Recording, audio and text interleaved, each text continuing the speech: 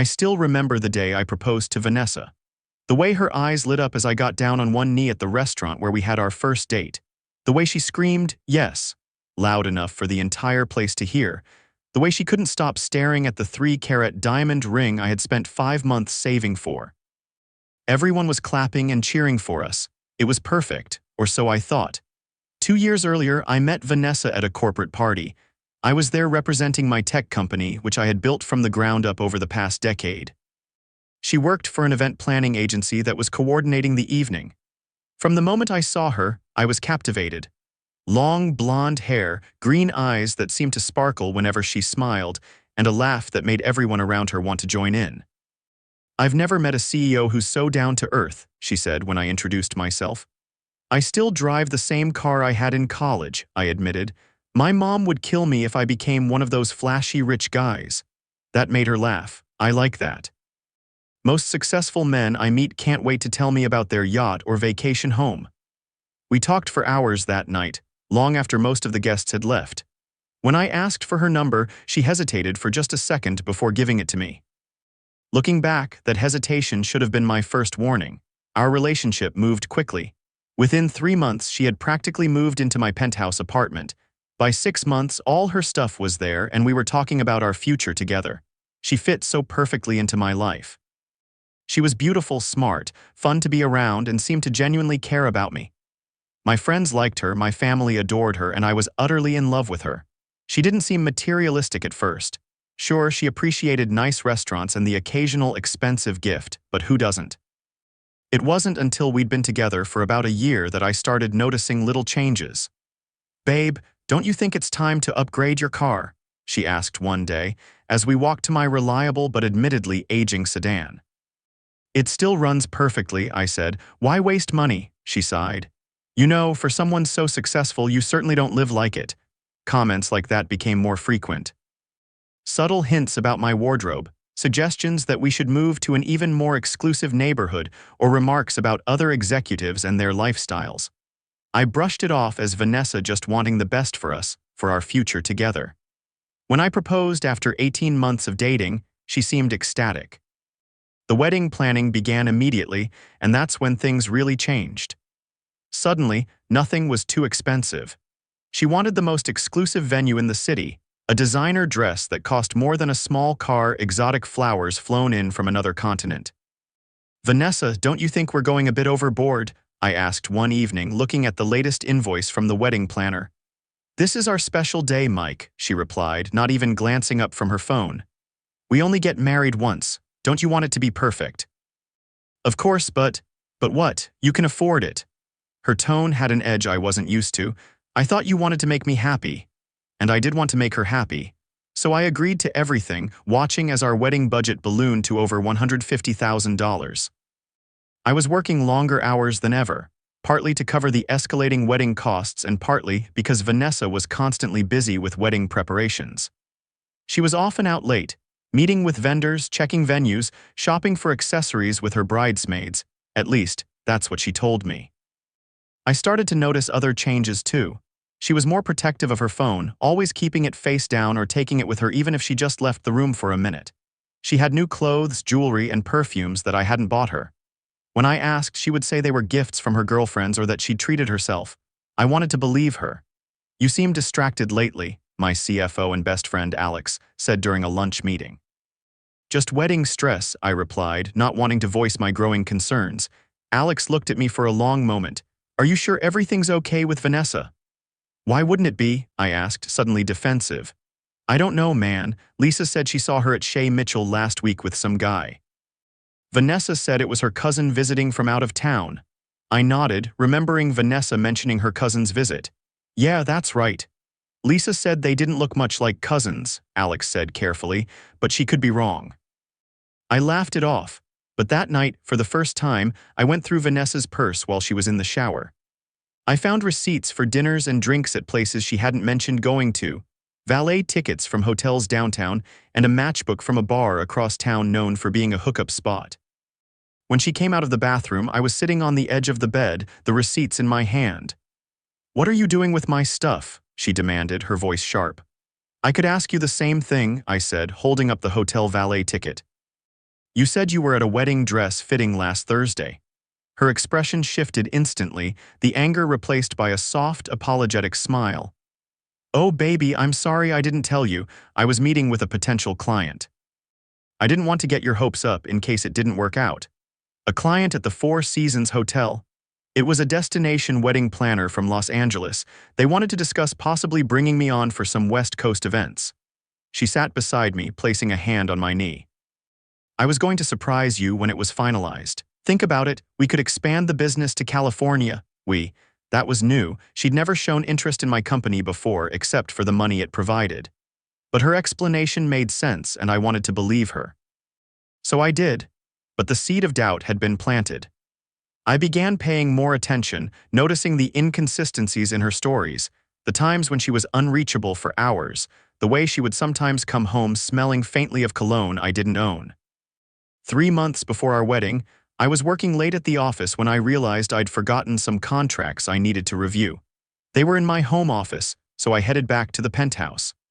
It was just after 10 p.m., and Vanessa had said she'd be at her friend Megan's bachelorette party until late. When I opened the door to our apartment, I heard music playing softly from our bedroom. Thinking Vanessa must have come home early, I called out her name. There was no answer, but I heard a sudden movement, like someone scrambling. I walked toward the bedroom, pushing open the door to find Vanessa hurriedly buttoning her blouse. She was alone, but the sheets were rumpled, and there were 2 wine glasses on the nightstand. Mike, what are you doing home? Her voice was high, panicky. I forgot some work documents, I said slowly, looking around the room. I thought you were at Megan's party. It ended early, she said quickly. I was just getting ready for bed. With wine? I asked, gesturing to the glasses. Megan came up for a nightcap. I walked to the nightstand and picked up one of the glasses. There was a distinct impression of lips marked in dark liquor and what was unmistakably a man's cologne lingering in the air. Megan wears men's cologne now. I asked, my voice oddly calm given the storm raging inside me. What? No, The bathroom door opened and a man stepped out, wearing only his boxers. He froze when he saw me. Mike, Vanessa gasped, stepping between us. This isn't what it looks like. I finished for her, a bitter laugh escaping me. So you're not half-dressed in our bedroom with a stranger while I'm at work? I'm Jason, the man said awkwardly, as if that explained everything. He's the wedding photographer, Vanessa cut in. We were just discussing the photo layout for the reception. I stared at her, stunned by the absurdity of her lie. In our bedroom with wine while he's in his underwear? It's not. Get out, I said to the man, my voice dangerously quiet. Get your clothes and get out of my home right now. He didn't need to be told twice. He gathered his things and practically sprinted from the apartment, leaving Vanessa and me in a silence so heavy it felt like it might crush us. How could you? I finally asked, tears welled in her eyes. I'm so sorry, Mike, it was a mistake. It didn't mean anything. Did he pay for the hotel stays too and the dinners? I asked, thinking of the receipts I'd found. How many mistakes have there been, Vanessa? She began crying in earnest now. Please, Mike, I love you. We're getting married in 3 months. We can work through this. I wanted to yell, to demand the truth, to make her feel the pain that was tearing me apart, but instead I just felt empty. I need some air, I said, turning to leave. Where are you going? She called after me, panic in her voice.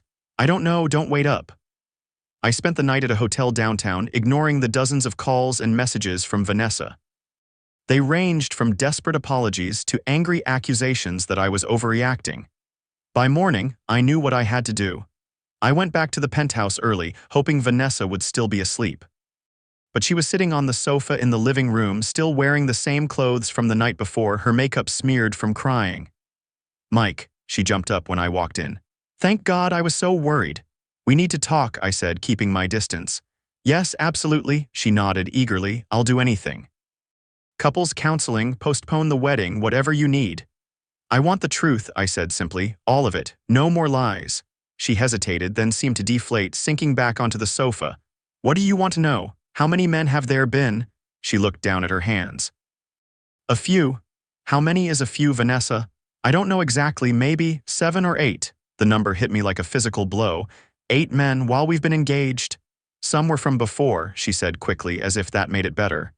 It doesn't mean anything, Mike, it's just physical. What we have is real. Is it? I asked. Because from where I'm standing, it looks like you've been using me. Her expression changed then, a flash of calculation crossing her face before she composed herself. That's not fair, I love you. Do you love my money too? I asked. Be honest for once. She was quiet for a long moment. Your success is part of who you are, she finally said. I'm attracted to that, yes, what woman wouldn't be? But enough to marry me when you clearly want to be with other men. Those men don't matter, she insisted. They're just entertainment, distractions. You're the one I want to build a life with. The cold, calculated way she separated physical intimacy from our relationship made my stomach turn. So your plan was to marry me, spend my money, and continue sleeping with other men on the side. Her silence was answer enough. I can't do this, I said quietly. The wedding is off. Mike, no, she jumped up, grabbing my arm. Please, we can work this out. I'll stop, I promise. I'll do whatever you want. I gently removed her hand. I'm going to stay at a hotel for a few days. When I come back, I'd like you to have moved your things out. You're making a mistake, she said, her tone hardening. Do you have any idea how many women would kill to be with someone like you? I put up with your boring work stories, your refusal to enjoy your wealth, your pathetic need for validation from your family. I would have been a perfect wife.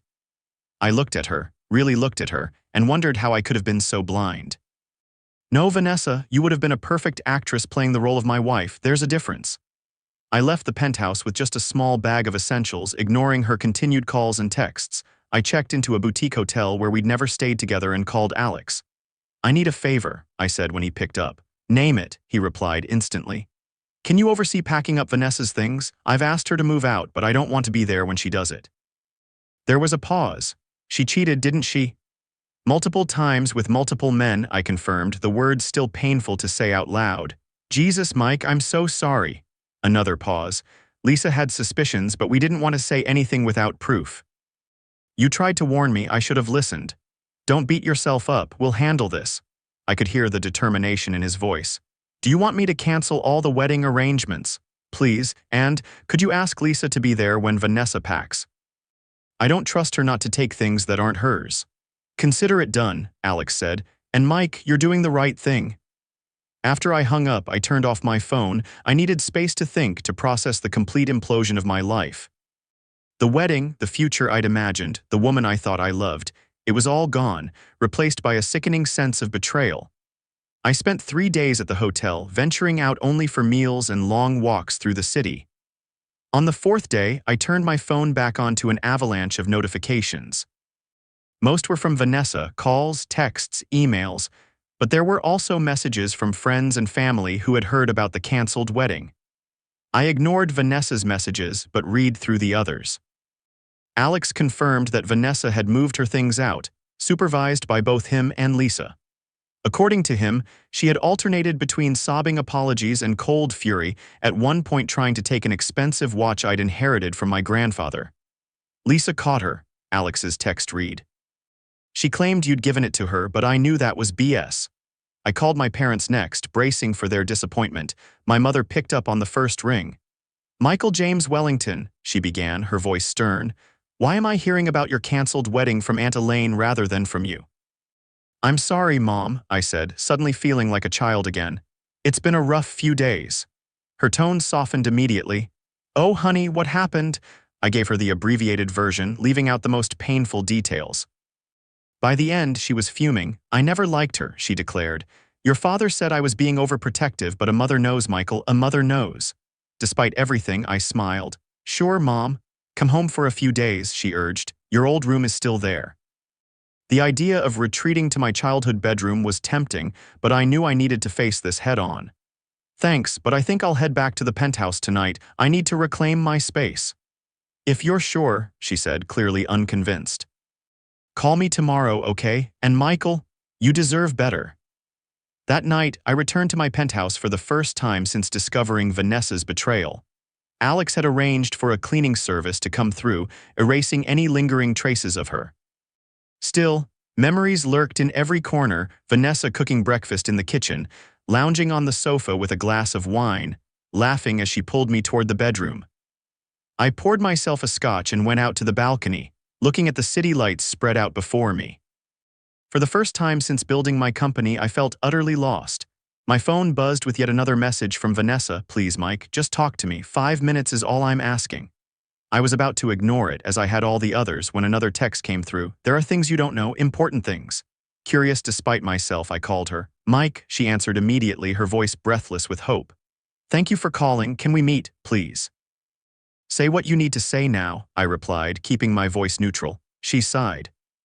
This isn't a conversation for the phone. Please, just coffee. Tomorrow morning, I'll be at Marigold's at 9. If you don't show up, I'll understand and I won't bother you again. I should have said no. I should have hung up and blocked her number, but some part of me, the part that had loved her, that still couldn't quite believe the extent of her betrayal, agreed. Fine, 15 minutes, that's it. Thank you, Mike, you won't regret it. But as I ended the call, I already did. The next morning, I arrived at Marigold's Cafe precisely at 9. Vanessa was already there, seated at a table in the back, nervously fidgeting with her cup. She looked different, more subdued, wearing minimal makeup and a simple sweater instead of her usual carefully curated outfits. Mike, she stood when she saw me, her face lighting up with hope. You came. 15 minutes, I reminded her, checking my watch as I sat down. A server approached, but I waved them away. I wasn't staying long enough for coffee. I've had a lot of time to think, Vanessa began, her voice soft and sincere. About us, about what I did, about why I did it. And, I prompted when she paused dramatically, I've never been faithful to anyone, she admitted. Not even my high school boyfriends, there's something broken in me, Mike. I've been seeing a therapist since you found out. She thinks I have attachment issues from my parents' divorce. Is that supposed to make me feel better? No, she said quickly. No, I'm not making excuses. I want you to understand that it wasn't about you. You were perfect. You are perfect. If I was so perfect, why did you need to be with 8 other men? She flinched at the number. I told you it's a compulsion, a sickness, but I'm getting help now, and I know that if you give me another chance, I can be the woman you deserve. I looked at her carefully. She seemed sincere, but then she'd always been a good actress. Why should I believe you? Because I love you, she said, reaching across the table for my hand. I pulled back before she could touch me. And because I'm pregnant. The words hung in the air between us, stunning me into silence. I found out last week, she continued, her voice trembling. I was going to tell you after the wedding. I didn't want you to think I was trying to trap you or anything. Is it mine? I asked coldly. She looked genuinely hurt. Of course it's yours. I've only been with you since that night you caught me. That's not very reassuring, considering I caught you 3 months ago. I know, and I'm so sorry. Tears welled in her eyes. But this baby is yours, Mike. I'm sure of it. I want a paternity test, I said immediately. You can have 10 of them, she agreed. I have nothing to hide, not anymore. I sat back, trying to process this new development. A baby, my child, if she was telling the truth. I'm not asking you to take me back, Vanessa said quickly. I know I've destroyed your trust, but I am asking you to be part of your child's life, and maybe over time you could find it in your heart to forgive me. It was a masterful play. She knew me well enough to know that I would never abandon my own child, that I would remain connected to her through our baby, giving her ample opportunity to work her way back into my life, if there even was a baby. I need to think, I said finally. Of course, she nodded eagerly. Take all the time you need. I can send you the doctor's confirmation if you want proof. Do that, I said, standing up. My 15 minutes were up. Mike, she called as I turned to leave. I really do love you. That part was never a lie. I didn't respond, just walked out of the cafe and into the bright morning sunlight, my mind racing. Back at my office, I buried myself in work, trying to distract from the chaos of my personal life. But by late afternoon, I couldn't focus anymore. I needed advice from someone I trusted implicitly. Dad, I said when he answered his phone, do you have time for dinner tonight? For you, always, he replied without hesitation. We met at his favorite steakhouse, a no-frills place that had been in business for 40 years. As we settled into our booth, he studied my face. You look terrible, he said bluntly. I managed a weak smile. Thanks, Dad. What's going on? Your mother said you caught Vanessa cheating. Multiple times with multiple men. I took a deep breath. And now she says she's pregnant with my child. My father's expression didn't change, but I saw a flicker of something, concern, anger, determination in his eyes. And you believe her? I don't know what to believe anymore, I admitted. She's sending me the doctor's confirmation and I've insisted on a paternity test. But if it is my child, if it is your child, you'll do right by them, my father said firmly. But that doesn't mean you have to do right by her. What do you mean? You can be a father without being her husband. In fact, given what she's done, I'd say that's the only sensible option. I nodded slowly. I know, but it's complicated. We'd be connected forever through the child. Life is complicated, son, He leaned forward. But some things are simple. She betrayed you repeatedly. She'd have kept betraying you if you hadn't caught her. That tells you everything you need to know about her character. He was right, of course. But still, the thought of my child growing up in a broken home, shuttled between parents who couldn't stand to be in the same room, made my heart ache. There's something else bothering me, I confessed. Something I haven't told anyone. My father waited patiently. The day after I asked Vanessa to move out, I was closing our joint credit card account when the customer service rep mentioned a large pending charge from a jewelry store downtown. Vanessa had purchased a $15,000 watch just days before I caught her, the same day she was supposedly at a wedding dress fitting, a gift for one of her lovers. That's what I thought at first, but when I went to the store to cancel the purchase, they showed me the engraving she'd ordered. I swallowed hard. To my husband on our wedding day, forever yours, V. My father frowned. She was buying you an expensive wedding gift while cheating on you. That makes no sense. Unless she never intended to stop, I said quietly. Unless her plan all along was to marry me for my money and continue seeing other men on the side. Jesus, my father muttered, taking a large sip of his bourbon, and now she's dragging a child into it. If there is a child, I reminded him. If, he agreed. Big if. The next day, Vanessa sent me a scan of a doctor's note confirming her pregnancy, dated 2 weeks earlier. According to the document, she was approximately 11 weeks along, which aligned with our timeline. She also included an image of a home pregnancy test showing 2 clear lines. It could all be fabricated, of course, but what if it wasn't? What if she was carrying my child right now? I called her. I want to go with you to your next doctor's appointment, I said without preamble. Oh, of course, she stammered, clearly surprised by my call. I have one next Tuesday at 2 p.m., Dr. Westfield at Memorial Hospital. I'll meet you there, I said, then hung up before she could say anything else. For the next few days, I was in a fog. I went through the motions at work, met with my lawyer to discuss the implications of co-parenting with Vanessa, and spent hours researching prenatal paternity tests. They were possible, it turned out, though somewhat risky. Non-invasive options existed but weren't 100% accurate. You'll have to wait until the baby is born for absolute certainty, my lawyer advised. In the meantime, I'd recommend proceeding as if the child is yours but protecting yourself legally. Tuesday arrived, and with it, my appointment with Vanessa and her doctor. I arrived early, my stomach in knots. What would I do if this was all real? How would I handle being tied to Vanessa for the rest of my life? She was waiting in the lobby, looking pale and nervous. You came, she said softly when she saw me. I said I would, I replied. We sat in uncomfortable silence until a nurse called her name.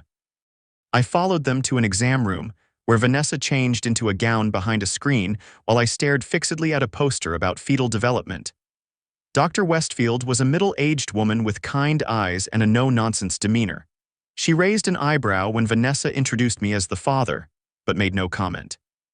All right, Vanessa, let's see how the little one is doing, she said, preparing the ultrasound equipment. This will be a bit cold.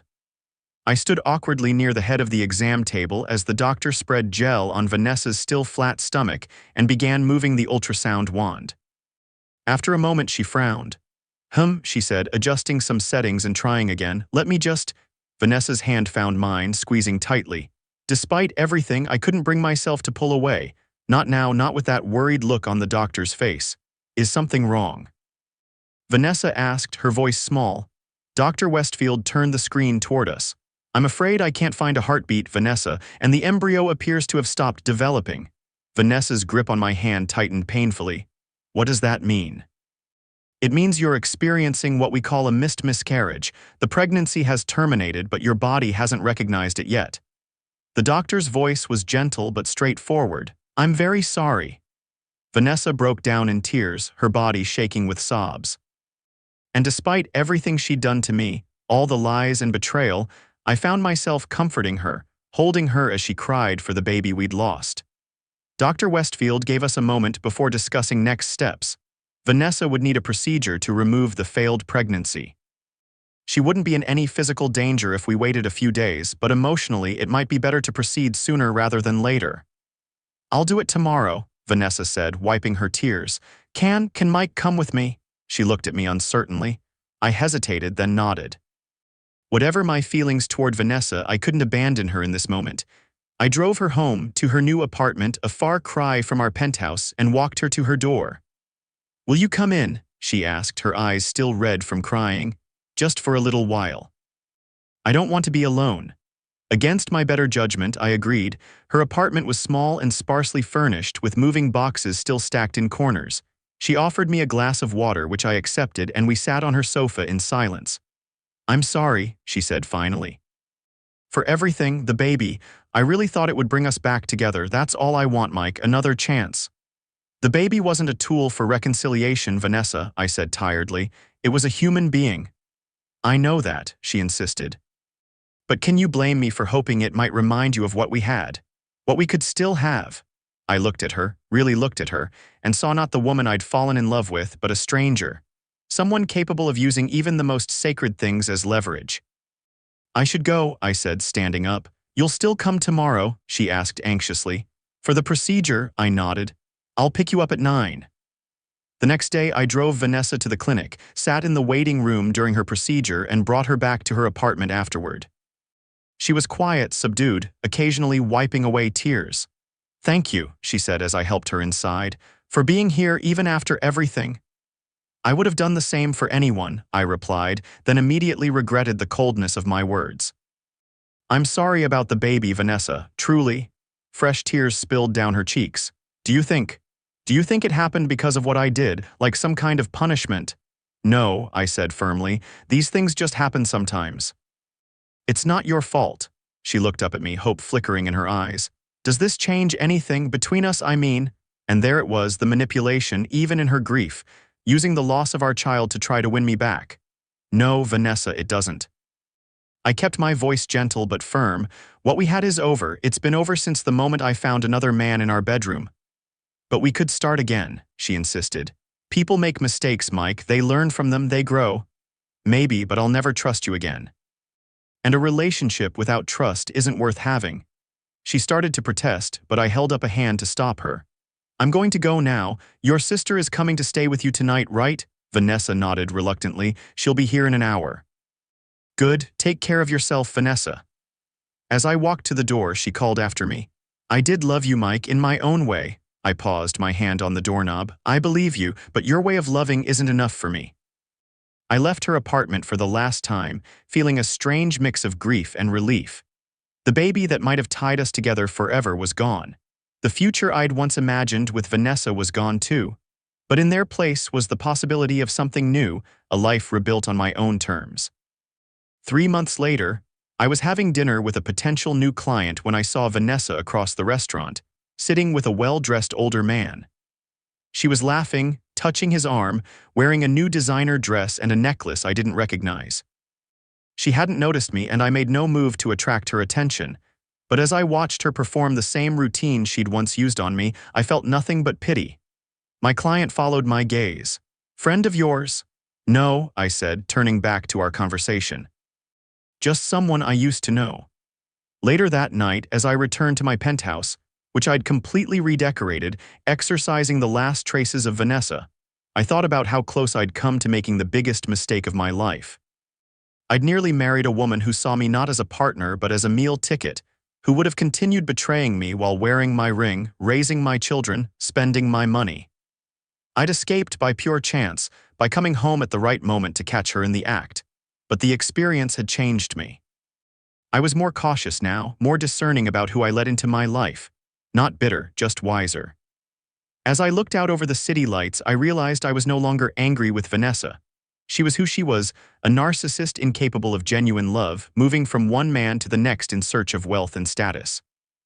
I had been nothing more than a stepping stone to her, a means to an end. But I had also been lucky. Lucky to discover her true nature before legally binding myself to her. Lucky to have friends and family who supported me through the darkest period of my life. Lucky to have emerged stronger, more self-aware, and ultimately free. I had left without a word that day, walking away from the woman who had nearly destroyed me. But in the silence of my departure, I had found my voice again, and a second chance at building a life with someone worthy of my trust. Someone who would love me for myself, not for what I could provide. Someone whose idea of forever meant more than an engraving on a watch.